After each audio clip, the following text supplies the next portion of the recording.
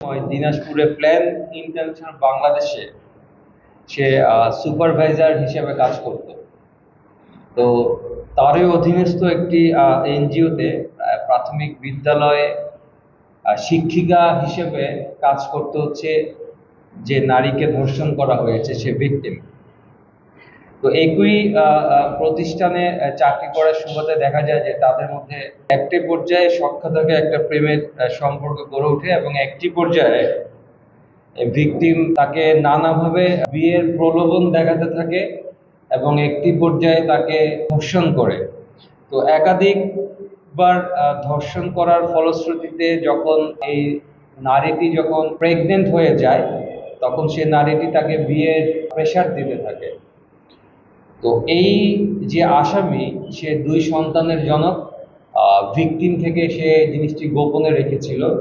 তো যখন ভিকটিমকে বারংবার এভাবে ধর্ষণ করার ফলে সে যখন প্রেগনেন্ট হয়ে যায়, সে ভিকটিম তাকে বিয়ের জন্য যখন প্রেশার দিতে থাকে সে বিয়ে করতে সে অপারগতা প্রকাশ করে।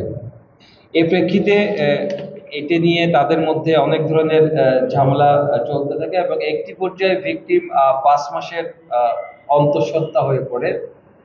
তো 5 মাসের অন্তঃসত্ত্বা হয়ে যাওয়ার পরে যখন ভিকটিম তাকে প্রেশার দিতে থাকে পারিবারিকভাবে যে তাকে বিয়ে করার জন্য, তখন সে খুব সুকৌশলে তাকে একদিন ডেকে নিয়ে একটি ক্লিনিকে তার গর্ভপাত ঘটায়। এবং এই প্রেক্ষিতে যখন অসহায় এই ভিকটিম, নারী ভিকটিম আর কোনো উপায় না পেয়ে সে আইনের দ্বারস্থ হয় এবং 2000 সালে নারী ও শিশু নির্যাতন দমন আইনে একটি মামলা দায়ের করে পরবর্তীতে বিজ্ঞ আদালত সমস্ত কিছু যাচাই বাছাই করে সত্যতার ভিত্তিতে, প্রমাণের ভিত্তিতে এই যাবজ্জীবন শাস্তি প্রদান করে। তো 2000 সালে যখন এই মামলাটি হয় তখন থেকেই সে যে এনজিওতে চাকরি করত সে এনজিওর চাকরিটি ছেড়ে দিয়ে সে একটি ওষুধ কোম্পানির ডেলিভারি ম্যান হিসেবে প্রথমে কাজ শুরু করে।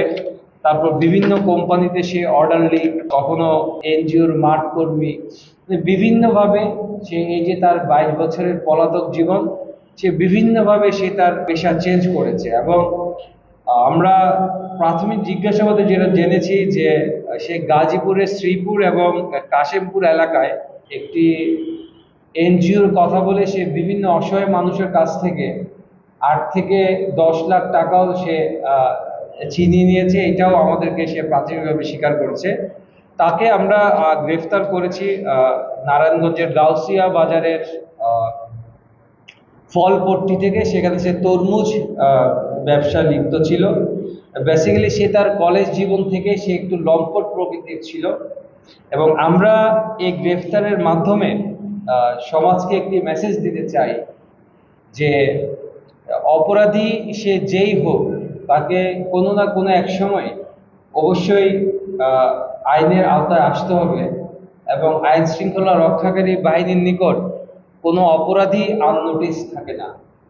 তো আমরা তার কাছ থেকে যে তথ্যগুলো পেয়েছি সে তথ্যগুলোর প্রেক্ষিতে আপনাদেরকে আমরা জানালাম এবং আমরা আশা করছি যে নারী ভিকটিম সে তার ন্যায্য বিচারটাই ইনশাল্লাহ পাবে এবং যে আমরা আসামিকে গ্রেফতার করেছি তার বিরুদ্ধে আইনানুগ ব্যবস্থা গ্রহণের বিষয়টি প্রক্রিয়াধীন রয়েছে। ধন্যবাদ।